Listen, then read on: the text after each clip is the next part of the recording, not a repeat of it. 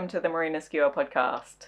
Today I'm going to be talking about a couple of works in progress, and there's going to be some spinning content. I've got some yarn that I've spun, I've got some yarn that I'm spinning, and I've got some yarn that I'm going to spin.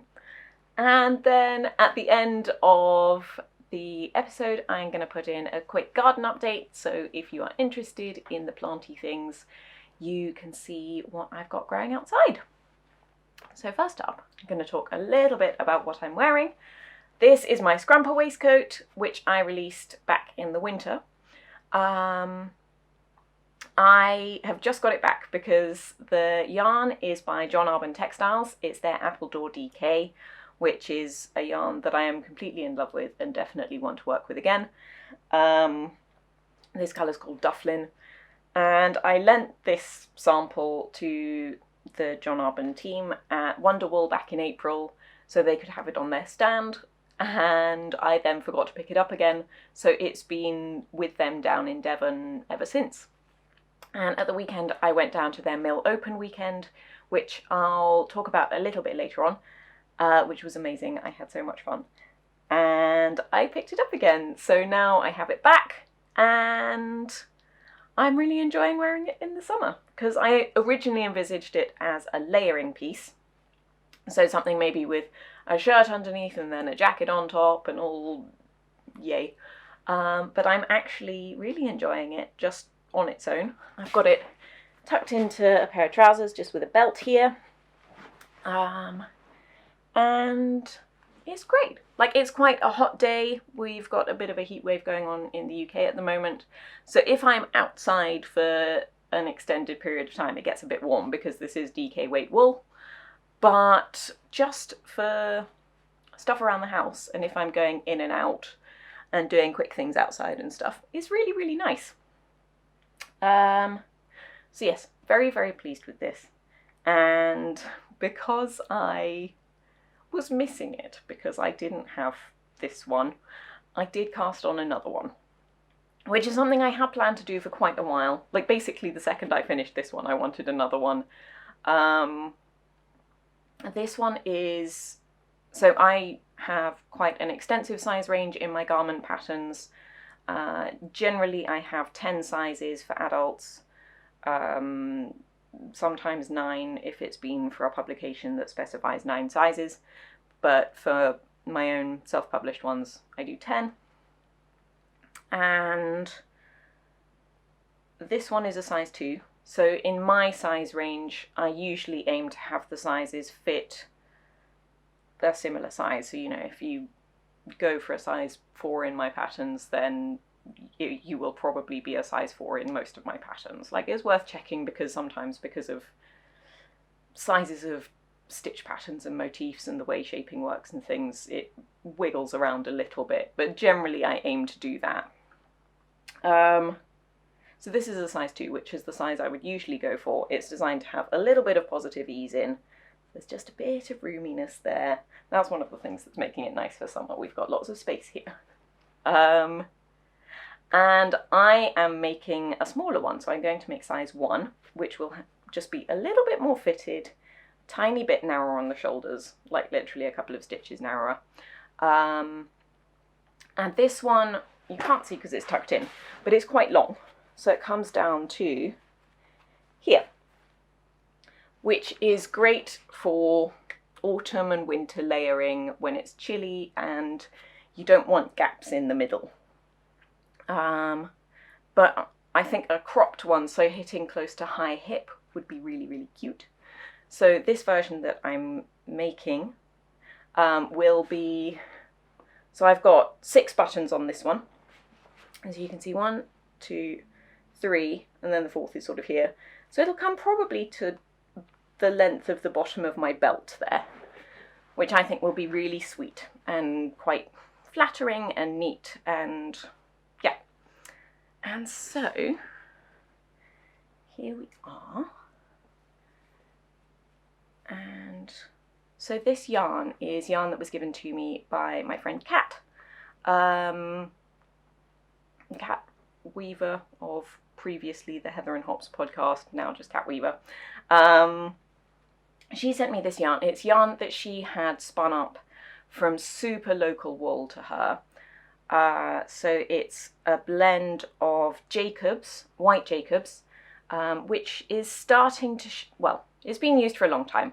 It's great because Jacobs fleece, each sheep has multiple colours in it because they're spotty sheep, they have gigantic horns, they're fantastic. They're really good for quite damp conditions, just all round excellent sheep. They produce quite nice fleece. It's not the softest, but now that more people seem to be appreciating our native breeds and don't prioritise softness above all else in a yarn, we're starting to see a lot more Jacobs yarn, which is really exciting. The other breed in here is Valet Blacknose, which you don't see in knitting yarn that much because it really is quite coarse. I don't mind that at all because I tend to enjoy a fairly rustic yarn. I mean, the Appledore is not super soft or anything. Like, I think if you are sensitive, you would probably struggle with it against your skin. I'm just wearing it as a top with no problem, but then I have spent quite a long time telling myself that I'm not going to be bothered by rustic wool on my skin.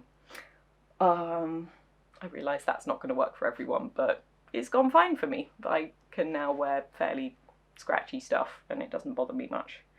So this is super rustic. There's not a lot of elasticity in the yarn. It's quite but there isn't much crimp in the fibres that have gone into it, so there is no load of bounce. But I am really, really enjoying working with it. I really like this colour. So the yarn, when Kat sent it to me, was white, a sort of nice creamy white, and I dyed it with woad seeds from the old garden, although we have woad seeds unintentionally in this garden. And yeah, I'm really enjoying it. So at the moment I've got 1, 2, and I've just done the 3rd buttonhole.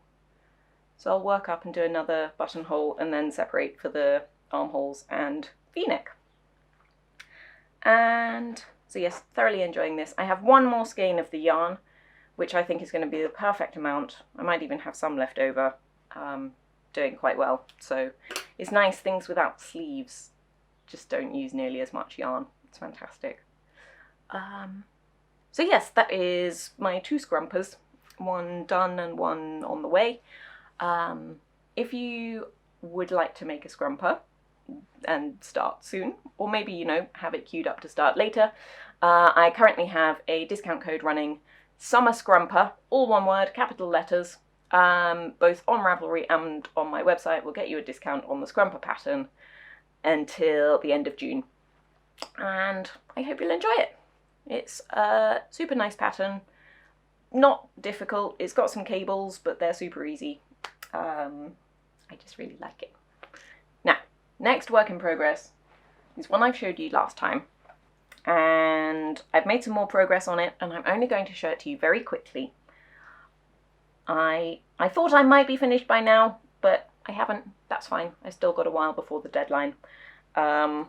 And I want to take time to enjoy this one a little bit because I got slightly bored of the sleeves taking far longer than they usually do because of the state of the sleeves. And so I'm going to go back to it and enjoy it quite soon. So this is a cardigan I'm designing for Making Stories. It's going to be in issue 11, which is coming out next year. It's a cardigan. It's got the most ridiculous sleeves. Oh, it's a little bit crumpled because it's been in my project bag. And cabley, flary sleeves. Yay. We got the same cables down the back, and I'm just starting the second sleeve there. And I've got buttons. The buttons are by Lilliput White. They're made out of sea glass, and I think they're just beautiful, and they work so nicely with the cardigan. And that's all I'm going to show you of that. Oh, the yarn is my Mendip 4-ply on the cloudy base in the colour teal. And I believe Making Stories are going to be shortly opening up test knits for issue 11. So if you are interested in test knitting and might like to use my yarn, there's going to be a little discount code available for the yarn for test knitters. Head over to Making Stories, and I think in the footer of their website they've got a link to test knits. So you can sign up, you'll get an email when the test knits open up, and you can apply for any patterns you might like to test knit. I'll put a link in the description box below, because yay. Yes, so I am really enjoying that one. I've been taking a little bit of a break from it, partially to work on this one, but also I've not been working on as much knitting. Like usually I knit obsessively. But I've been focusing a little bit on spinning, and it's been super fun. So I will first show you this very quickly, because you've seen it before if you've been watching. The basket is still very full. I have one bobbin. So this is an undyed blend that I made on the drum carder. The process of that, if you're interested in how I blend fibres, there's a video on Patreon available to Patreon subscribers. I'll put a link to that below. We have one full bobbin. There is another bobbin on the spinning wheel over there, which is probably about half full. And I need to have, so I have 3 bobbins for this spinning wheel. And the way I do my spinning is, if I'm making a largish amount of yarn, these bobbins hold about 75 grams. And these are on my Westbury wheel, which is a wheel that was made really quite locally to me, made back in the 80s, and it was given to me a few years ago by an ex-colleague of my husband's. The colleague's mother passed away, and he was aware that I do fibre crafts and things, and wanted the wheel to go to someone who would use it. And I'm really, really happy with it. I love it. And so yes, I do my spinning of singles on the Westbury wheel, which only has the little bobbins. I have 3 of those bobbins. And then my Ashford, which is just over there, is an Ashford traditional, and I have a jumbo flyer and bobbins for that one. So I will usually spin singles, either 2 or 3 of them. With this one I'm going for a 3-ply, and then I'll ply them onto the Ashford, because the Ashford can fit much more yarn on the flyers, and when you're plying multiple bobbins together, obviously you have much more yarn. So that project is taking ages because I'm spinning very, very fine singles, and it's just quite boring. I've mentioned it lots of times before, like, it is a pale grey, sort of smoky fibre. It's lovely, it's going to make the most beautiful yarn, and I will really enjoy knitting from it, but the actual spinning is a little bit dull because it's very fine and it's just a lot of the same thing, and I've got 400 grams of it. It's going to take me ages. But I can, once I've spun up 3 bobbins and plied them together, those bobbins are free. I can either then carry on and make another skein, or I can take a little break, do something more fun, and then come back to it, which is what I did. I'm going to show you some yarn, which I spun up. It's super fun. This I did as a little limited edition birthday thing, because it was my birthday this week. And I just wanted to do some really fun spinning, and I haven't sold any handspun yarn for a very long time, because a good number of years ago I decided I need to sort of niche down and focus a little bit more on the things I'm making and selling. But every so often I just want to do something fun, and so I made 4 of these skeins. They have now all sold. This one will be, well, these will be shipped off tonight. But yeah, I just had loads of fun blending up these fibres and spinning the yarn. If you want to look at quick look at that progress, I made a little reel, which is over on Instagram. I might upload it here as a short, actually. I'll do that. So yeah, I've really been enjoying the spinning, and I'm going to show you the next project I want to work on because I'm super excited about it. So this spinning project has a little bit of a story. A lot of the things I spin are fibre I've processed myself, and just a lot of things I have in stash. When I was doing a lot more limited edition colours and one-off things with my dyeing, I didn't have my recipes straightened out quite so much. So now with all of my repeatable yarn colours for my Mend Dip range and stuff, I've got the amounts of dye I use perfected so that I don't have any colour left in the water once I have finished. But when I was doing a lot more experimenting a while ago, I used to have quite a lot of dye left in the water, and I don't want to waste that and throw it down the drain. So I used to grab random bits of fibre and chuck them in the pot until all of the colour was gone. And so I had a lot of bits of fleece and fluff all dyed up in different colours, and I still have quite a few of those, and so those tend to be what go into my personal spinning projects. But this one I'm making a bit of an exception, and I'm not processing my own fibre. So I'm going to show you what I'm going to do, and I might do a little bit of prep work because I'm excited. I can't start spinning yet because I've got my bobbins all, well, they're all either in use or need to be in use soon. So this will have to wait. But I can start preparing a little bit. So at Wonderwool, which I did in April, I went on my own. And when you're vending on your own, it's a lot of work and it's exhausting. And it can be like in the evenings and stuff, especially if you're somewhere quite remote. It can be a bit rubbish if you don't have yourself sorted out, because you can just sort of end up with nothing to do and not knowing what to do about food, and it's a bit rubbish. So this time I chatted with some other business friends, and the Friday and the Saturday night I went out for dinner. The first night with my friend Katie of Seeley McWheely. She has a shop up in Glasgow, and she does excellent hand-dyed fibre for spinning and yarn, and she makes incredible bats. And we were meant to meet in person at Wonderwool in 2020, and then that didn't happen because of all the world things. And so we finally met this year, and I went for dinner with her and a load of her family and friends, and they were all so kind and welcoming, and it was really lovely.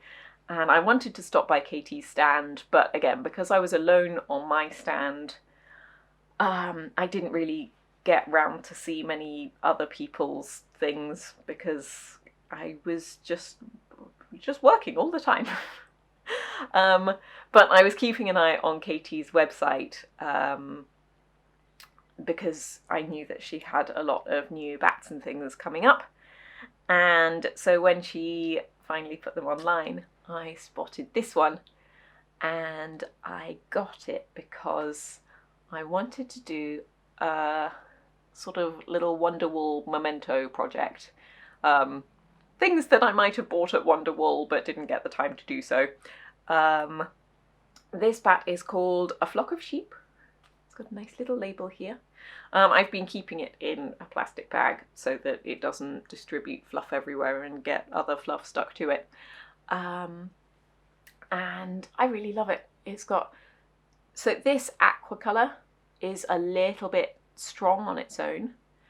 And I haven't opened this up yet, so I don't fully know what it looks like all in its glory. And I'm going to do that, but first I'm going to show you what I'm going to spin it with, because this is 100 grams, and I often struggle to know what to do with 100 grams. Like, I like making garments.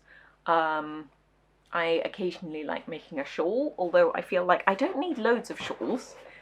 I feel like 100 grams is limiting, because if you do an accessory, there's almost definitely going, like a hat or a pair of mittens or something, there's almost definitely going to be some left over, and I end up with lots of leftovers of little bits of nice special yarn, and then and so I wanted to make more yarn, but there's only one of these bats available. And also I like my handspun for my own projects to be quite low contrast. So I knew that I was going to take it with me down to the John Arbon Mill Open weekend, which happened this weekend just gone. And I was doing a talk there on the Saturday, which was really, really lovely. I saw a few fibery friends, people I had met before, and a few people I hadn't met in person but had been talking to a lot on like Instagram and things. And it was super nice. So I got to hang out a bit with Laura Penrose, who I finally met, and that was really lovely. And she was on the mill tour I went on. And there was also Iris of Iris Makes, and Sophie the Knit Pearl Girl. And my talk was with Becky and Marcus of River Knits, and Rachel of Daughter of a Shepherd, and then Sonia of John Arbon was sort of on the panel but also moderating and asking us questions and things. And I also got to meet Ophelia, Orchid's Heart, finally, after lots of chatting on Instagram and things. And it's just so nice to see like fibery people, and also, other than the talk I was doing, which was an hour out of my day, like just being able to chat with people and not directly having to work and man a stand was lovely. And so I think I am going to be vending at more yarn shows, not loads, because just prep for them is difficult now. But I'd like to visit more yarn shows and just go and see what's going on and talk to people rather than just going to vend. Big tangent, and we're coming back again. So I took this with me down to the Mill Open weekend because I knew that the John Arbon team had put together some really, really nice limited edition tops for the event. Each event they do, they come up with limited edition fibre and often some yarn. And so I knew that I wanted to get something to coordinate with this so that I can spin this as a single, and then either one or two different fibres to then ply with it to make it just a super nice yarn. So, and the reason this is going into my Wonderwool thing is that I went for dinner with the John Arbon team on the second night of Wonderwool, and it was just really nice. It's nice to have relaxing time to chat with other people in the industry, and people are just so nice. I really enjoy it. I love yarny people. I probably don't say it enough, but I genuinely love it. So I picked out two to coordinate with it, and it's not like they're just the same colours or anything, but they should tone together to make a gloriously sludgy yarn, because I like my sludgy colours. So the idea is that, you know, we've got this aqua and this kind of olive green, and then this yellowy bit, and then that makes an overall kind of greeny thing. And then we've got black and grey, which will just tone everything down a bit, make it a bit more sludgy. And then nice bits of warm brown.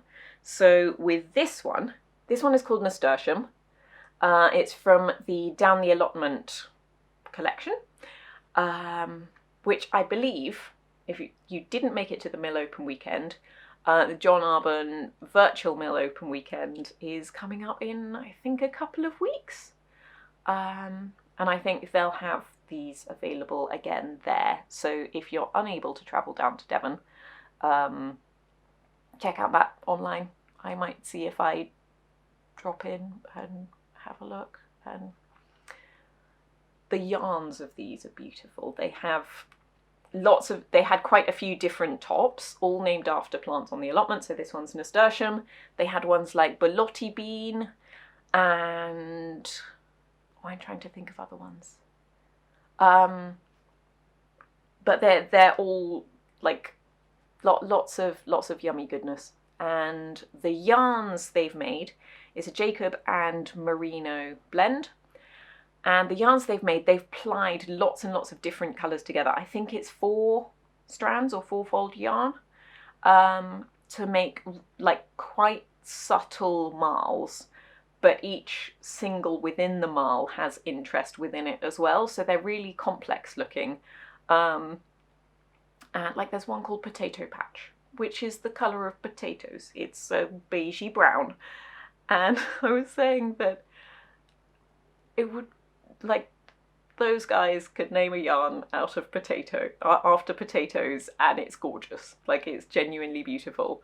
There's a greeny one called I think it's Herb Garden or Herb Patch, which is like a really nice, again, slightly muted green. They're gorgeous. Like, if you're interested, go to the Virtual Mill Open weekend. Yum. I haven't been told to say this, by the way. I just really, really, really love what John Arbon are doing, and I've talked about it lots in the past. I love that yarn. So I got that one. So it's got the bits of green in it, kind of warm, slightly grassy green. And then it's got streaks of this slightly pinky orange. Like, it's actually a very bright orange, but there's little enough of it in there that it's blended with grey. I think the darker grey in there is the dark Jacobs, which just gives quite a muted look to it overall. So it's got bright colours, but it's blended with things that aren't bright, which is the general effect I'm going for here. And then this one is one of the regular colours. So this is the Devonia blend, and the colour is Sage Sprig, which I've been eyeing for years and years, and I've been wanting to try out.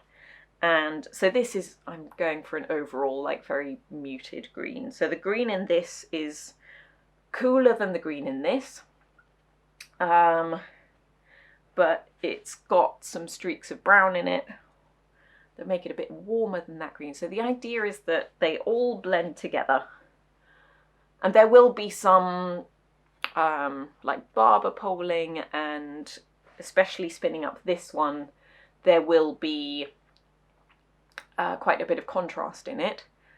But overall, I think it'll be quite muted and nice with just little pops of interest, and I think it's going to be really, really fun. I'm super excited about spinning it. And I think what I'll do is I'll spin up one of these first, and then the bat, and then the other of these, because these are going to be slightly less fun to spin than this. But by the time I'm doing the last one, I'll be excited about like getting there. I'm probably going to have to spin it into maybe 2 separate skeins, so I'll have to split each of these in half. Yeah, so what I'm going to do, fluff in my mouth, sorry. Oh Lord, there we go. I'm going to untie this, which is exciting because I've not done this before. And I'm going to have a look. And then I might start a little bit of splitting and pre-drafting. This is the fun thing about wool. Even though I've untied it, it's got all toothiness that sticks it together.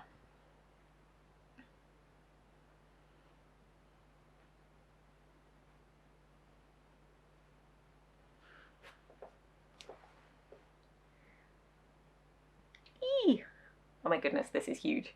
Katie has a much bigger drum carder than me, so my bats, when I make them, end up being quite cute and little. They're like often up to about 50 grams. But This one is huge. So I can have lots of fun with this. Ooh, there are some little bits of turquoise in here. That's fun. Oh, look at this. This is glorious. I realise you can't see anything because I'm having to do it on my lap because the ends where you take it off the carder, you use a little spiky friend. Can't remember what it's called. It's basically just like a massive awl, or like an ice pick, and you prise the fibres up from it rather than cutting them. And that enables you to get the bat off the carder, but it means that you get loose straggly bits at the ends of the bats, and so these, I'm just trying to separate them out so I can open it up. Whee! Oh, this is very pretty, guys. It's very pretty.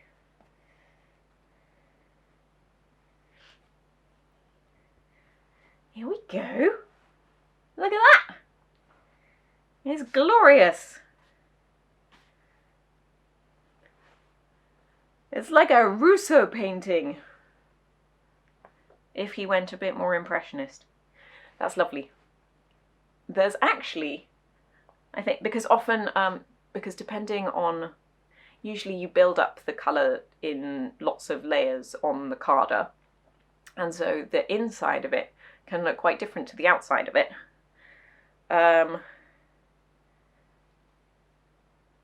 so you can see we've got a lot more like greys and browns there, and then quite a lot more yellow on this, which I love. That's very exciting. So let's see how we approach this. So I'm really excited about this because it's funny, I'm so used to working with my own bats, which are usually about this wide. They're much, well, yeah, so you can see they're about that wide compared to this, which is much, much wider than that, which is super exciting. So what I think I'm going to do is split it into a few sections this way. So the fibres will have gone on to the drum carder sort of this way. So the carder rotates and the fibres go on and they get dragged onto it. And so most of these fibres, a lot of these will, if not all of them, will have been from tops rather than a carded preparation. So that the fibres are mostly going in this direction. They're vaguely parallel, and I want to preserve that because there are so many different ways you can spin from a bat. I could just spin from the whole thing along this way, which would give a much loftier yarn, but I think I want something quite sleek. And so what I'm going to do is there are some points that are thinner, and I'm just going to follow those. I'm going to split the bat that way. And I'm going to do that a few times.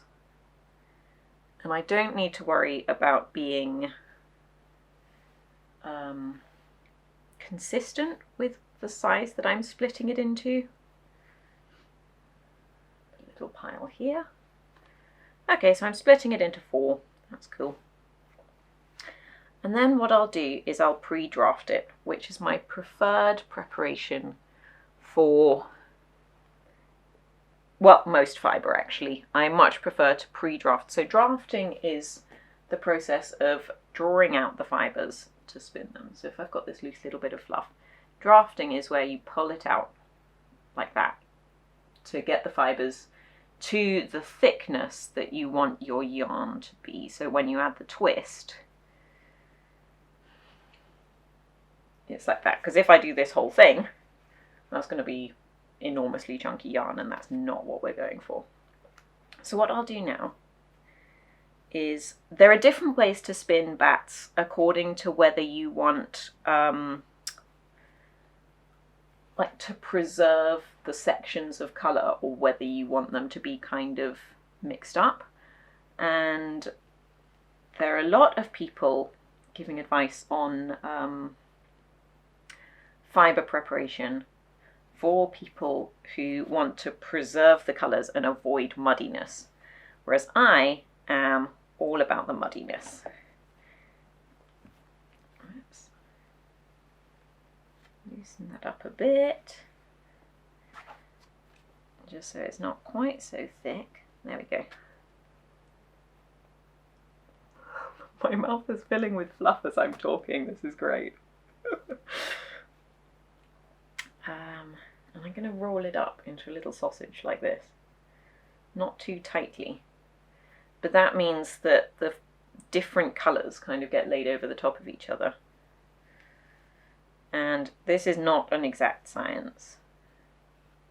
And then very gently just start pulling the fibres away from each other. And so doing it like this means it's a bit less, you can spin a bit more quickly because you've already done some of the drafting. And I'm going to make these into little nests, like in the basket that I showed you of my grey yarn that I'm spinning. It's going to be a bit like that.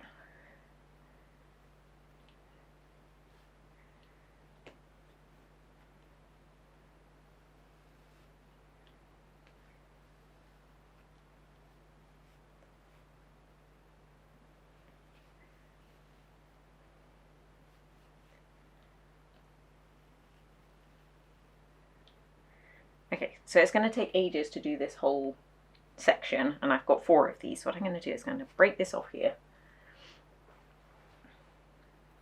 And I'm just going to make this little section into my nests, just so you can see how that goes. I absolutely love this process. I find it almost as fun as spinning, if not more fun. It's just like carding itself can get a bit tedious, and the way I card, I end up scraping my knuckles quite a lot. And it can be hard work, but this, I just find something so satisfying and soothing about it. What I'm going to do there, so I'm going to break that bit off because we've got a little straggly bit on the end here. And I'm going to sort of mix it in with this bit here.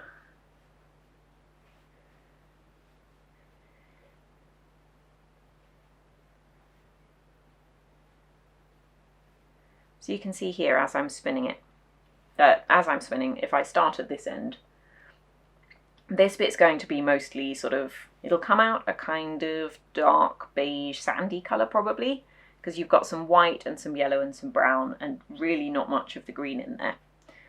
But then as I come along here, I've got a bit more brown there, and we've got a streak of black, and then the aqua's coming in there. And so I will get some,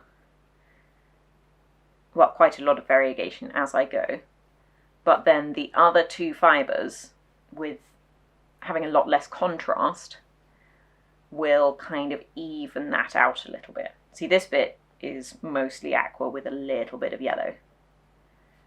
I don't want to go too thin here.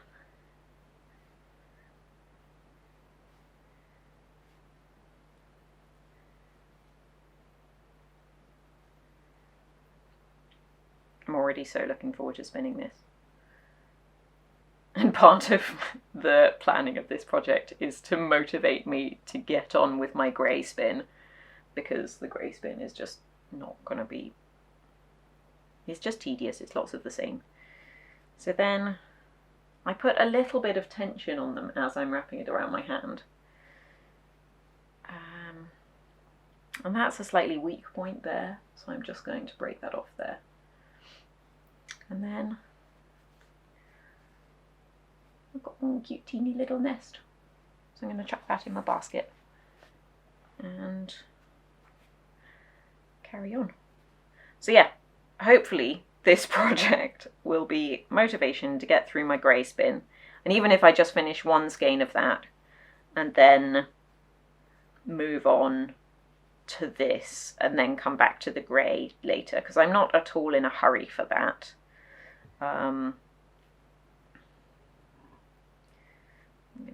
on there. Look how satisfying that is. It's just so cute.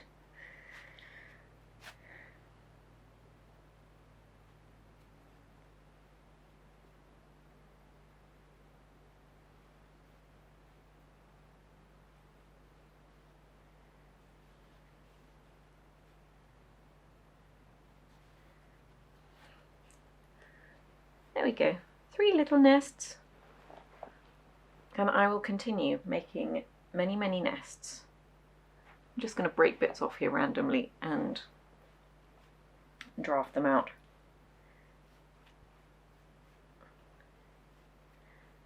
So this is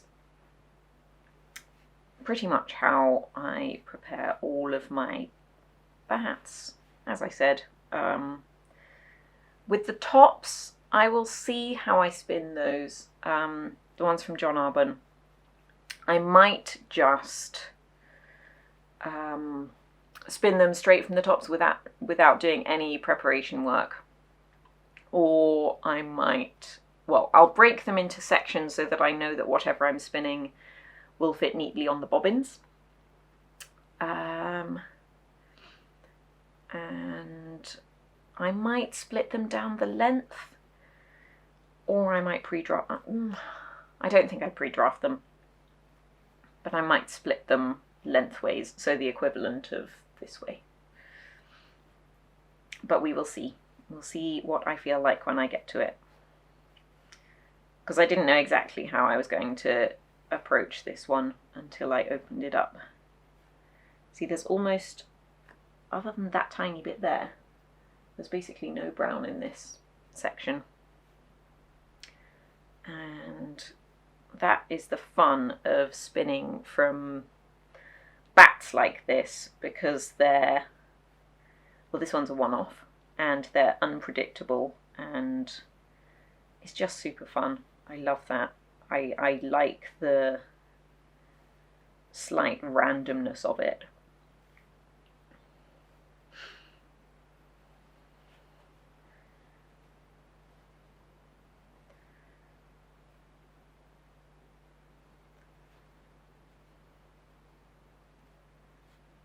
Nice grey bit there.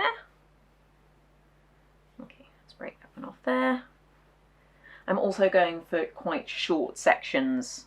So if I've got like a long section of the same sorts of colours, I'll break it off partway through, so that when I'm spinning them and I pick randomly from this basket, or, you know, I'll take a look at what I've had, and if I've been spinning one that's had a lot of grey and aqua, I'll then go for one that has more like brown and yellow, for example, and try and distribute them so that they are all mixed up, so I don't have really long sections of the same colour. And if, as I'm spinning, it feels like I have been spinning the same colour for a long time, often I'll just break off that bit of nest and start a new one.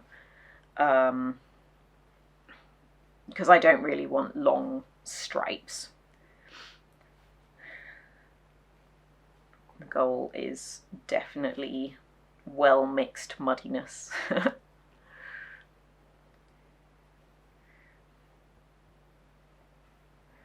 that one off there.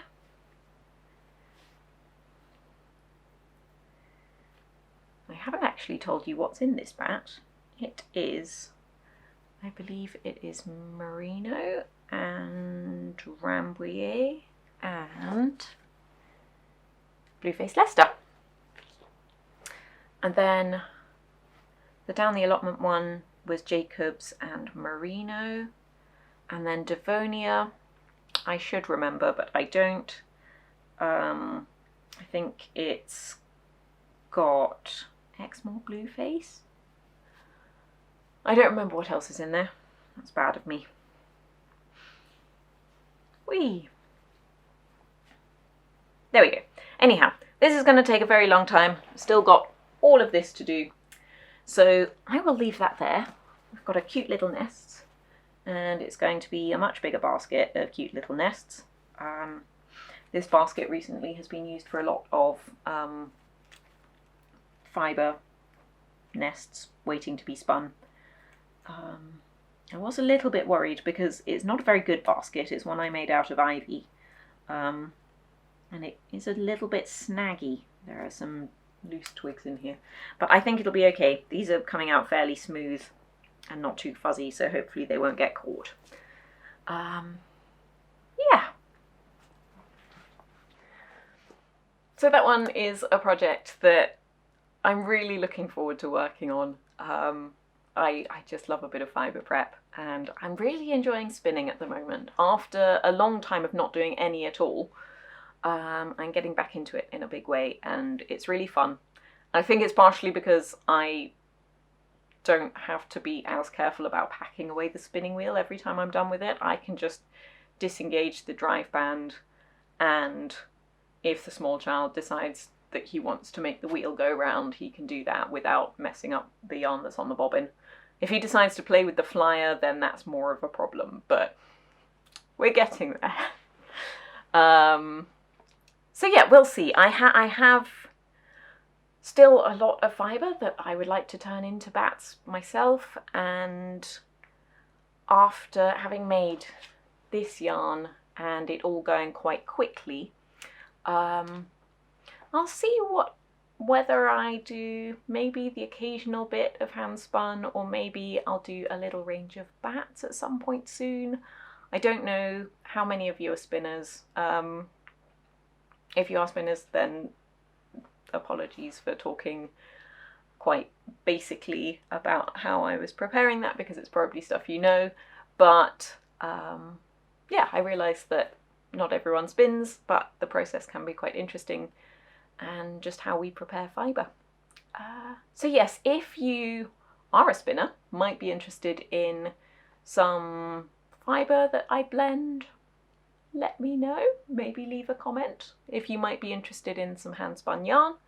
I'd love to hear from you, because it could be fun just to do little bits here and there. It's probably not something I'm going to be doing in a big way, but yeah. So now I'm just going to show you a quick look around the garden, because it's looking quite nice. It's a bit random because some of the beds are all over the place, because I'm gradually expanding them, but because it's just me like digging during nap times and stuff, it's taking a long time. So it's probably going to be years before the garden is actually in anything like its final form, but I am enjoying it. So I hope you'll like a quick look at that. So going to do a quick little garden tour, because it's been quite a while and some things have changed. So we've also got bonus yarn drying, because got to make the most of the good weather. So I'm just at the front door here, and so this bit last time was all full of lupins and looking glorious. Lupins are all over, so this bit has sort of calmed down a little bit. Next job will be to take out the bit of grass here between this border and the seating area. Eventually the seating area will need to be made bigger, because at the moment sort of we have space for 2 people to sit there, but it is a nice spot to sit, so hopefully we can work out a way to expand it nicely. Just quickly over here, we've got this rose, which I dislike. It's just not my colour. It is a very pretty one, but it's just too much pink, too bright. It is actually the neighbour's one. We've got it growing this side, and so I think what I'll eventually hope to do is replace it with something, put maybe a little bit of trellis on top and grow something along that so I can't see it. This buddleia will hopefully be nice when it flowers. The campanulas are going over a little bit, and then this achillea, which is just opening up. It's a really pretty one. I don't know which one it is. I don't know what it's called, because I got it as part of a seed mix called Summer Berries. And look, we've got more over here, which are just beginning to open up. And seed mix was called Summer Berries, and the photo that I bought them off was misleading, and so I hated every single other colour that was in there. So I left all of those at the old house and just dug up these ones. And I've divided them a few times because achilles are so easy to divide. And yes, we've got lots of those. They're just opening up and looking pretty. This is woad that the seeds are all getting nice and ripe now. Again, didn't intend to grow woad, but I've got woad because I think some seeds hitchhiked on some of the plants I brought from the old house. And then along here, this bit, up to that point, you can see where I've got to with digging the border. This bit is mostly new.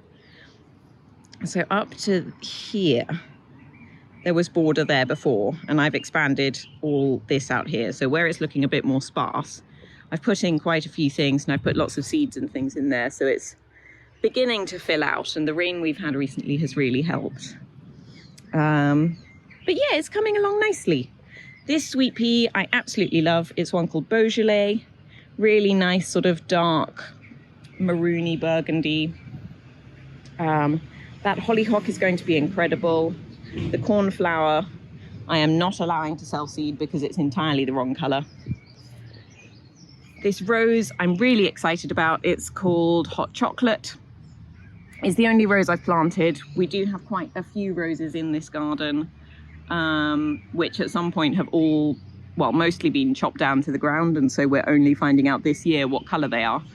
But this is one that we planted back in early spring, and it's so nice to see it flowering because I've wanted it for years, and it's just so beautiful.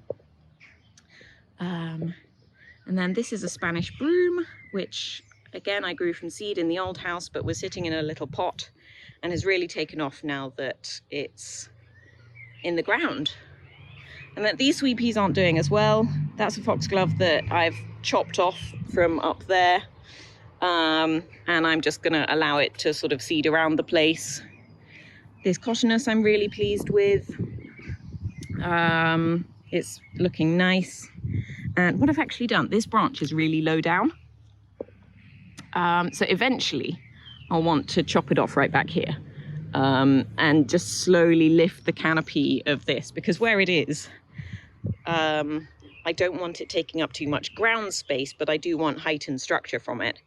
So I've buried a bit of that branch, and then hopefully it'll layer and put down roots, and then I can chop it off and treat it as a cutting. This is one of the roses we had here, which I think is quite pretty. I do like yellow roses.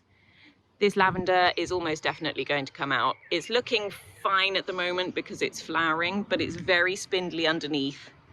And it's just sort of reaching the end of its days, I think. Yeah, so lots of little plants in here. I'm very pleased with how this bit's coming along. And eventually this border will come out here, so it won't just be a straight line, and it'll continue and then come to a sort of almond shape. So down here is a little bit less interesting because I've not done as much down here. This rose is lovely, really nice, warm pale yellow. Got a lily about to flower here.